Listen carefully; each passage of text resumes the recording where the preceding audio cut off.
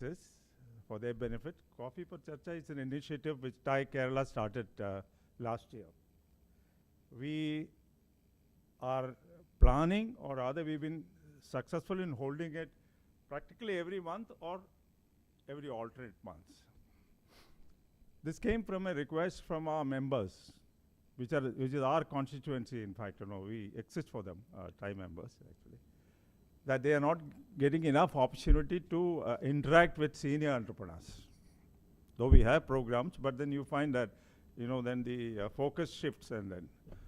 So they wanted an opportunity to meet our senior entrepreneurs and spend some time, valued time with them, and discuss various aspects of their business and listen to the inspiring story of the serious and successful entrepreneur. This is how the whole thing started. In Thai, other chapters also do this very successfully, very usefully. In fact, the feedback has been very good for us also. So this is the ninth senior entrepreneur who is going to share his views with us. Though he's the ninth, I would say this is a very special occasion for us, because today's CPC is being hosted by a founder president. Founder president, none other than C.Balagopal. He has got so many other adjectives we can very easily fit into him actually. But we start with this because from the Thai, there's only one founder president for us. So he's the one. He is going to interact with us in an informal setting as much as possible. We made it informal. And he'll share his experience, vast experience. And as you all know, he's one of the very few IAS officers who have resigned from service and started a venture and become successful. I would say it's one and the only. I can't recollect anyone who has done this great feat. So he will be introduced to you in detail by our member Damodar shortly. But I'll just tell you this particular program is going to be for about an hour and 45 minutes to 2 hours actually. It's slightly late, but we would like to pack up by about say 5:30, latest by 6. The first part, Bala will give a presentation, giving the background, giving his entrepreneurial journey, actually the milestones and so on. And after a break, tea break, we will have a occasion to interact with him closely and also QA. So that's going to be the format. Now, I just, before I hand over, because Damu is very keen to get on with the thing, he's looking at me and smiling. So before I close, there's one more thing I wanted to share with you. Bala is today, though he was founder managing director of, he was a founder managing director of Teramo Penpal, those days called Penpal, known as a company, before they made it a joint venture with Teramo. He has practically retired from that particular assignment, and today he is more of a mentor. He's an author. In fact, he has written 2 books, and the books are here with me. We have got copies of it. He has very kindly agreed to autograph this and then give it to you. You can buy this for him at a very concessional rate. So we are displaying it here, and the proceeds, he very specifically told me to announce this. These proceeds are going to, not to him, he is going to give it to his very pet, his close to heart pet project in Manipur. Yeah. He was posted as a young IAS officer as the assistant collector of Manipur. And these are the first book which is written is On a Clear Day, You Can See India. So this is the first book he wrote. And later on he has also written another book, The View from Kollam. Again, his experience as an IAS officer in Kollam. It's a very interesting book. So I'm sure that all of you would like to have a look at it. With these words, I think looking forward to a very interesting evening. I'll hand you over to Damu to introduce Bala. Thank you. Ladies and gentlemen, KC has stole the thunder. He's already introduced Bala. He's told all of you that he was an IAS officer, quit his job, successfully ran a company, then he sold his shares. Still fond of his the initial state where he worked as an IAS officer, Manipur. He writes. He plays golf. You didn't say that? Well, let me add that. He plays golf. Well, Bala had schooling in Lawrence School, Lovedale, a premier school. And then he came to Kerala and did his graduation and masters. And when he was doing his program for doctorate, he got selected as an IAS officer. He got not selected as an IAS officer. He got admission to this academy. Became an IAS officer. Worked in Manipur. And an entrepreneurial bug bit him. That was his journey, the beginning of his journey as an entrepreneur. He went through real tough times, which he'll be elaborating during his presentation. And then tied up with a Japanese company where I won't go into the details because all that is for Bala to say. Made his company successful, exited, made a pile of cash. Now he's enjoying life. He's got a pretty good sense of humor. You don't see him serious for too long. Most of the time he'll be cracking jokes, smiling, enjoying jokes. And when I started attending TIE, Bala was very keen to listen to small entrepreneurs too, not the big people. He has his feet on the ground, I would say. And his journey as an entrepreneur, as I said earlier, failure, success, strategic moves, then he exited very smartly. With these words, if I read the whole thing, probably I'll be taking you through his space. If I won't do that, let's hear from Bala what he has got to say. Before that, Bala, should I get these people to introduce themselves? Yeah. Okay. Good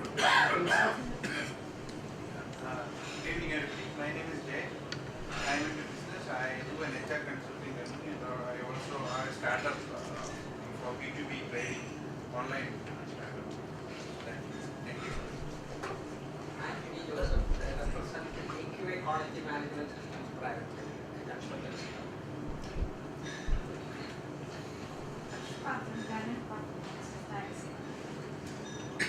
Good evening everyone, my name is Balu Varghese. I am doing my BTech in Civil Engineering at NIT Calicut.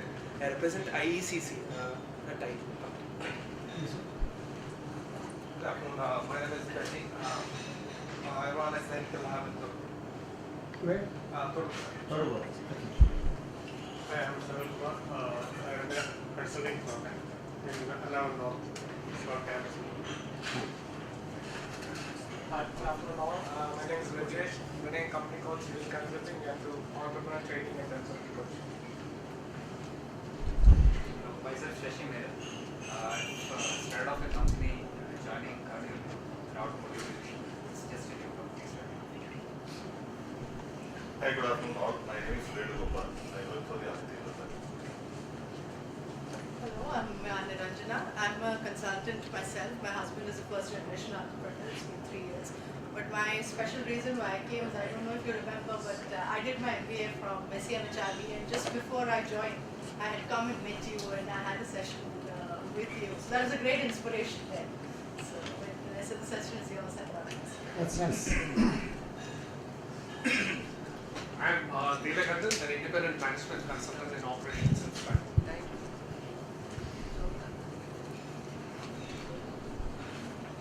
It's over. Can you pass me the mic there? Hi, good afternoon. My name is Hari Krishnan. I run a firm in photonics, which is a field called photonics. The firm is Opsitech. Good afternoon. My name is Anna and I work as a lawyer with both in an NGO. My name is Reena. I am a director of Specialist Hospital and I also work with both an NGO.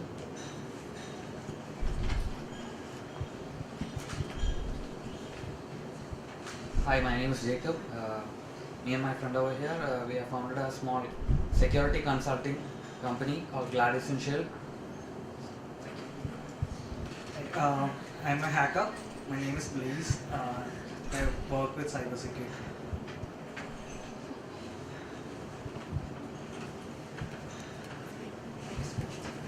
I'm Bhatta. I'm Joint Director of TIE. I'm Rajesh. I work with Ernst & Young. I'm part of TIE as well. I'm Rohan. I work with Mr. Butler and CCS Technologies. We manufacture soda makers and software.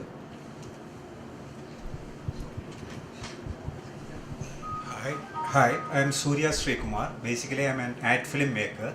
The company name is 3000 AD Productions Private Limited. We have office in Cochin and Chennai. I'm Sandit from Navolt Solar Boats.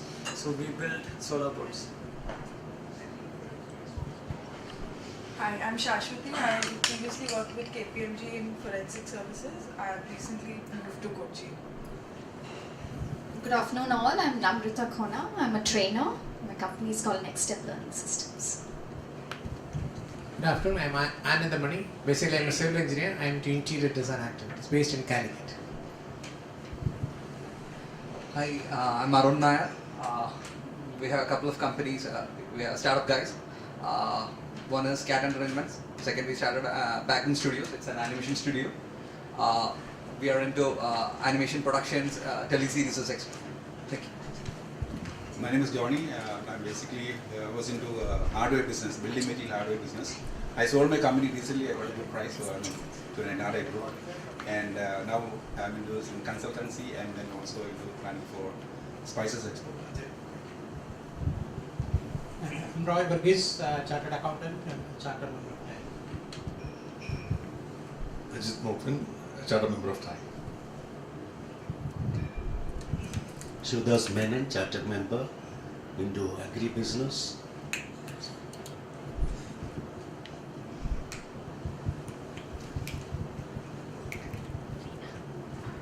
My name is Jaydevan. I run a business consultancy firm. I am basically into business intelligence and ERP. Thank you, Bala. I'm Damodar, part of TIE from Pedruna. Incidentally, Bala, we have the best response for CTCs for your session. All the best. Thank you.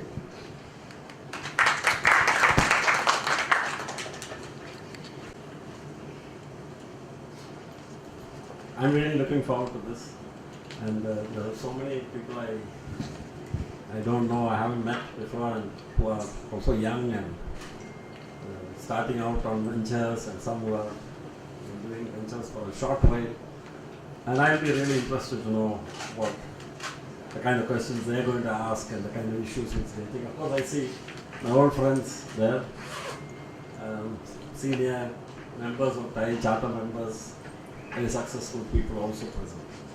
So without much ado, I'll go directly to what I have to say today.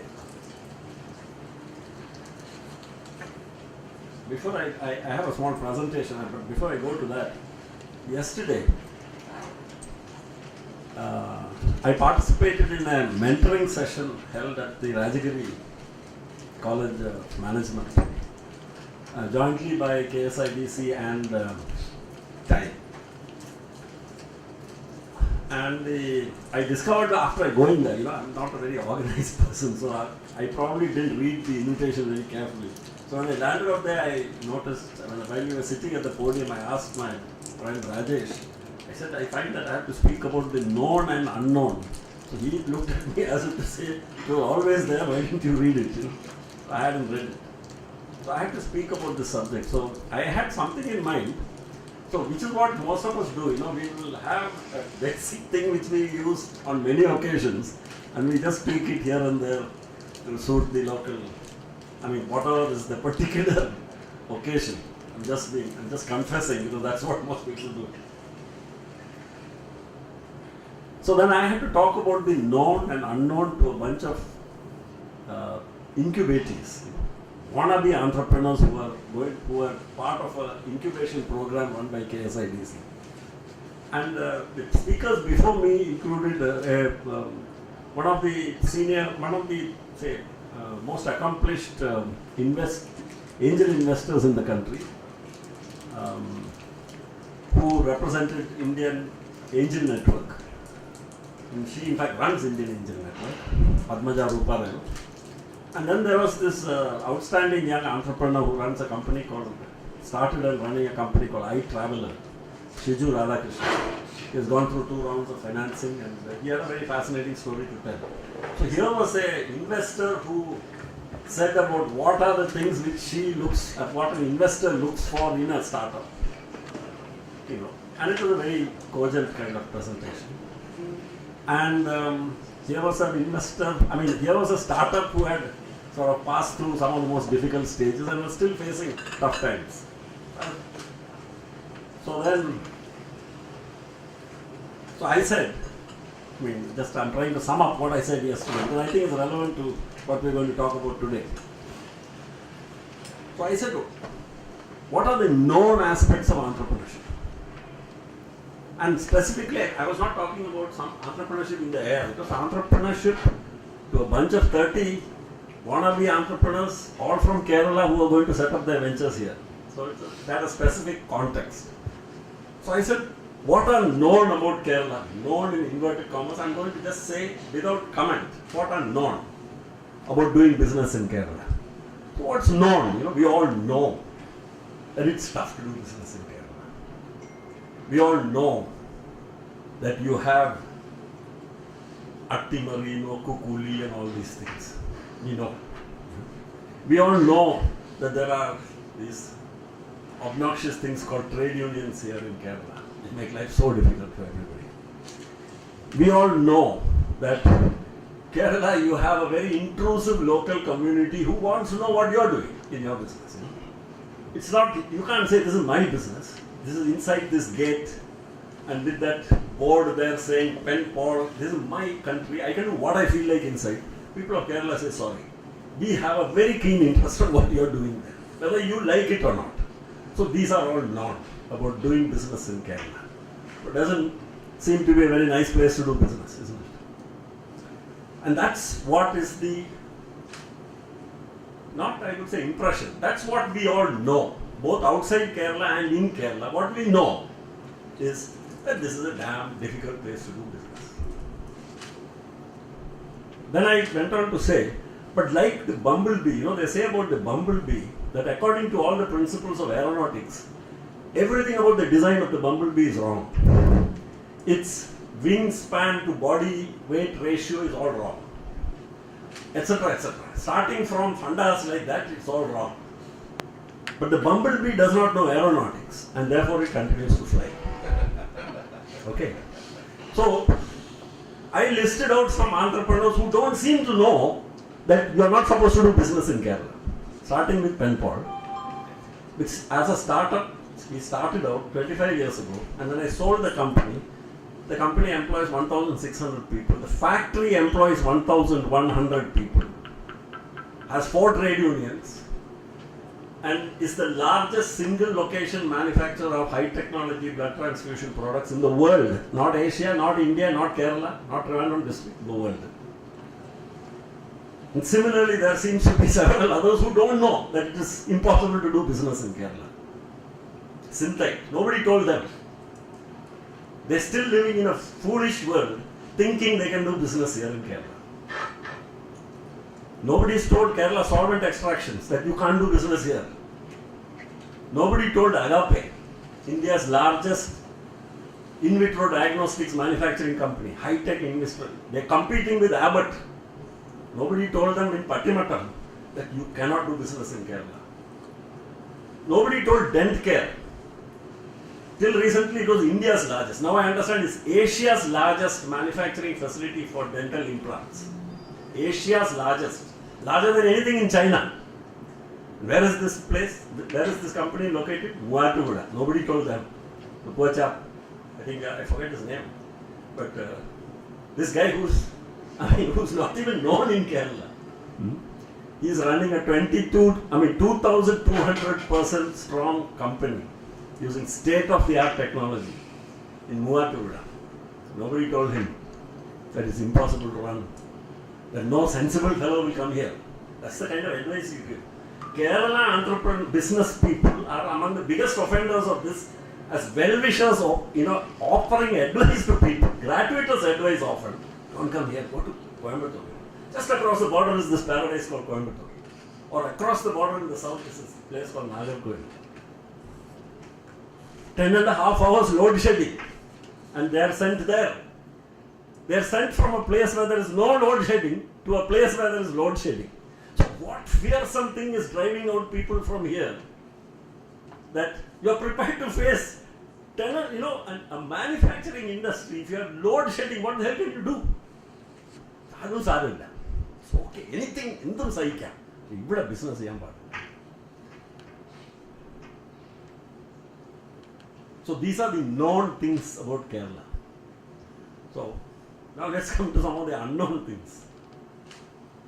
The unknown things about Kerala are that this is probably one of the best places to do business. This is one of the best places to do high technology manufacturing for an SME. Not because I am a Keralite, not because I am from here and some flag waving Mallu or something like that. But you just put down a few boxes. In those boxes you put down what are those things which are top of the mind for a person setting up an SME. Top of the line will be power. Then will be transportation. In some order. Then will be availability of the skilled people of various classes. What business runs on unskilled labor today? Tell me. Whatever business is, it's not worth doing. That's all I can tell you. If it runs on unskilled labor.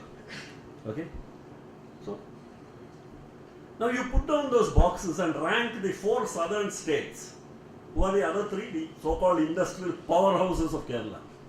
Now they become 4 actually, because Andhra has broken up into Telangana and Andhra. But you have Karnataka, Tamil Nadu, powerhouses. You rank them, rank these including Kerala. So 1, 2, 3, 4, 5. And tick off those boxes. Whether you like it or not, the unpleasant truth is Kerala will rank 1 on all. But in spite of that, we know, in innovative commerce, that Kerala is not a good place to do business. So I think one of the first things businessmen here have to learn is to respect the facts and forget about all these things which we know, which everybody knows. This knowledge is the biggest burden and curse of businessmen and entrepreneurs in this state. We know too much, I think. High HDI. We talk about it as if, okay, we have high HDI, but I wish we had something else. It's actually, if you ask many people in Kerala, it is high literacy, high life expectancy, low infant mortality. Some statistics are kola. But we wish we had 4-lane expressways. We wish we had, malls, more multiplexes. All the measures which I hear otherwise intelligent people talking about how they measure a state. Or what is economic development all about, what is industrial development all about. Otherwise intelligent people saying it is these things. So, let's take the comparison with the state which everybody seems to be looking at as some sort of a goal, Gujarat. For Gujarat to reach in HDI where Kerala is today, it will take a generation, my friends. Not 1 year, 2 years. Mr. Modi and his phenomenal energy and his go-getting attitude will have to work for a generation to get Gujarat to where Kerala is today. Any of us who study what is economic development all about will realize economic development is not any magic number. It's not a rate of growth of GDP. It's not a per capita GDP figure. It's not the number of malls or the number of expressways or anything. It's what is it all about? It's quality of life. Nice word, nice phrase. Quality of life. HDI is just another way of describing quality of life. Female literacy, life expectancy, infant mortality. In all these figures, Kerala is such an outlier with the rest of India, it is almost as if it is not part of this country. Because the figures are closer to those of Europe than any other part of Asia, with the exception of, say, South Korea and Japan. And we are not bothered about it. Number one. Number two, we as thinking people don't understand its relevance and connection with our business outcomes. Why is it important for me as a business? For me as a businessman, running a business, all these things. What is the connection? If I were to look back on my entrepreneurial journey of 25 years, and if, like my friends, we've shared many notes on why did we manage to come through? How did we sort of get away with it? I won't use the word success because that's a very relative term. How did we come through all this? In a place where you're not supposed to be able to do business, in a place where it's impossible to do business. ഇവിടെ വന്ന ഒരു business തുടങ്ങാൻ ബുദ്ധിമോശം ഉണ്ടായിട്ട് how did we come through? So part of the explanation is, to be very honest and not trying to be false modest or anything, is luck. The part played by luck in this outcome is so huge that it's only people who don't understand it who claim it is because of their smartness and their hard work. That's all I can say. See, my friend Shivdas is laughing. So he knows the sense behind what I'm saying. It is only somebody who has not been through it will not ascribe a large part of his or her success to luck. Factors over which you had really no control. Along with me, for instance, while on the subject of luck, along with me, 30 entrepreneurs approached KSIDC at that time, in that, say, 6-month or 1-year time frame.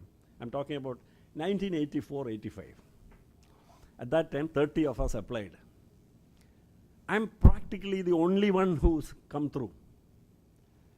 So what does that mean? Other 29 were incompetent? I mean, maybe it's a tough world out there and you're judged by outcomes. What are they? In that in that very hurtful and, I would say, a very unfortunate American term, are they all losers? They lost. But are they all losers? What is the difference between me and them? That's why I talk about the fact that it's sometimes like the flip of a coin, I know many of them. I knew many of them. And I know many of them. I know the fact that many of them were far more equipped for entrepreneurship than I was. They had better training. Many of them had technical qualifications. Hard work. I mean, there's no way I could find anything. They were committed, passionate. They just didn't have the luck, some of them. The toss of the coin which fell always in my favor in very difficult times did not fall in their favor at very crucial times. And they failed.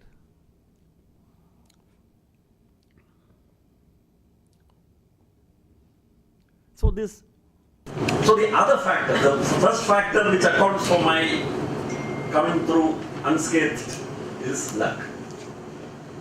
The second factor is the fact that I had the good sense to locate my specific project in Kerala, and that is something which I'm increasingly beginning to realize helped me in my success.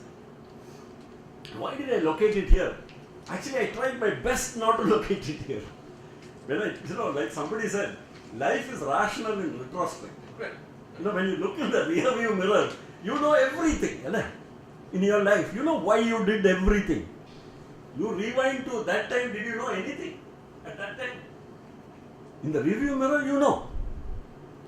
Most of the time, we really don't know all those things. So, I didn't locate it here because I knew Kerala had IHDI and this and that. I'm sorry, I must be very candid about it. I didn't do that. I finally located my unit here because it's dawned on me that proximity to Chitra Tirunal Institute and National Institute of Science and Technology under the Department of Science and Technology, who developed the know-how which I bought, I started realizing that there were so many things connected to the know-how which were full of question marks that I'll need their support on a practically day-to-day basis. And how could I do that if I was located in Hyderabad, which was my first preference? In fact, I bought the land there also. I had to sell it later. So I realized from there, if I have to, fly down or come down by train or whatever it was like that, every time I had a problem. And that was one of the few sensible decisions which I took, because my factory was only about 25 minutes driving time from Chitra Tirunal Institute. And that road between my factory and Chitra Tirunal Institute, I think, was maintained primarily by the number of vehicles which were going between my factory and Chitra Institute. So even whatever potholes were there were being leveled by the frequency of the trips, because there's so many technical issues were coming up that we were all the time traveling to or coming back from the Chitra Institute. So that was the reason why I located it in the institute. And then later on I realized many things. For example, one of the unique things about Kerala, which is why I say that it's phenomenal for high-tech MSMEs, is this factory of mine, which today is no longer a small factory, but let's say, the number of people working is because of the peculiarly hybrid technology which we employ. But we will call it a medium-scale enterprise. So for a small or medium high-tech enterprise, my factory could have been located in any of about 40 to 45 of the taluks that is of the total 65 or 70 taluks of Kerala. I could have located my factory in at least 45 of them. Any one of them. Now you think about industrial location for a high-tech venture in any other state. What are your choices? How many places can you locate it in? You will find one or two industrial nodes. There's really no choice. No matter if it's a huge state like Maharashtra with 100 million population, you have 2 or 3 nodes. You go to Karnataka, you have 2 or 3 nodes. Why do people flock? Why does industry get concentrated? It's a very rational decision, isn't it? Industry goes to certain places for very rational reasons, for very sensible reasons, because they need certain inputs. And those inputs, especially for MSMEs, are only to be found in urban environments.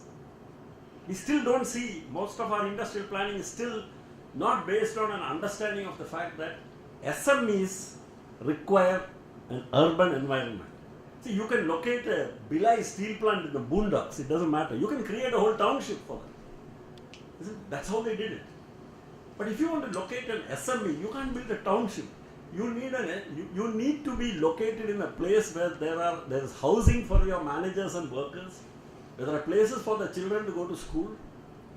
You need all that. So you need urban environment. In the 2011 decennial census, the last decennial census, India's urbanization is around 30%. Kerala's urbanization is more than 45%, higher than China's urbanization. There is only one state in India which has 7 cities of more than 1.5 million population. Think hard. But anyway, it's a no-brainer, because I'm not very good at telling jokes for precisely this reason. Like my wife says, the punchline is always told by me almost right at the beginning. So I haven't yet developed the art of telling a joke well. So the answer is, of course, it's Kerala. There's only one state in India, one of the smallest states, with less than 1% of the area of India and 2.5% of the population, is the only state in India with 7 cities of 1.5 million population, according to the 2011 decennial census.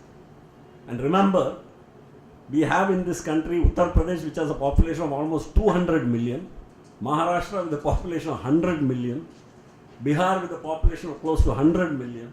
So in fact, there is a very interesting map which somebody sent and was circulating on WhatsApp, which expresses each state according to the country which it is as big as.